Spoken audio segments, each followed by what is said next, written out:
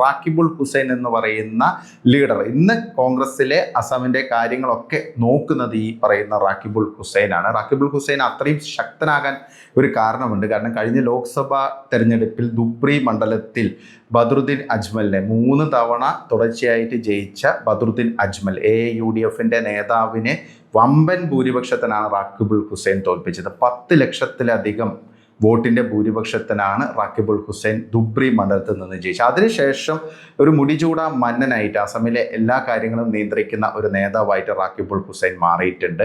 തരുൺ ഗൊഗോയിയുടെ മകൻ ഗൗരവ് ഗൊഗോയിയാണ് പ്രസിഡന്റെങ്കിലും പാർട്ടി പ്രസിഡന്റെങ്കിലും കാര്യങ്ങളെല്ലാം തീരുമാനിക്കുന്നത് റാക്കിബുൾ ഹുസൈനാണ്. അത് തന്നെയാണ് ഇപ്പോൾ ഭൂപേൻ ബോറ പറഞ്ഞിരിക്കുന്നത്. കാരണം അസമിലെ കോൺഗ്രസ് ഇപ്പോൾ റാക്കിബുൾ ഹുസൈൻ്റെ കൺട്രോളിലാണ്. കാരണം അദ്ദേഹം വളരെ ശക്തനാണ്.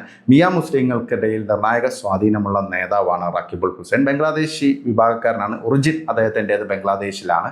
സിൽഹട്ട് ജില്ലക്കാരനാണെന്നാണ്, ബംഗ്ലാദേശിലെ സിൽഹട്ട് മേഖലയിൽ നിന്നുള്ള ആളാണെന്നാണ് മനസ്സിലാക്കാൻ സാധിക്കുന്നത്. അപ്പോൾ ഈ റാക്കിബുൾ ഹുസൈനാണ് ഇപ്പോൾ അസമിലെ കാര്യങ്ങൾ നിയന്ത്രിക്കുന്നത്. പക്ഷേ അതിൻ്റെ പ്രശ്നം എന്താണെന്ന് പറഞ്ഞു കഴിഞ്ഞാൽ ഹിന്ദു വിഭാഗക്കാർക്കിടയിൽ യാതൊരു സ്വാധീനവും ഇല്ലാത്ത ലീഡറാണ് റാക്കിബുൾ ഹുസൈൻ. റാക്കിബുൾ ഹുസൈൻ ശരിക്കും ഒരു മിയ മുസ്ലിം നേതാവാണ്.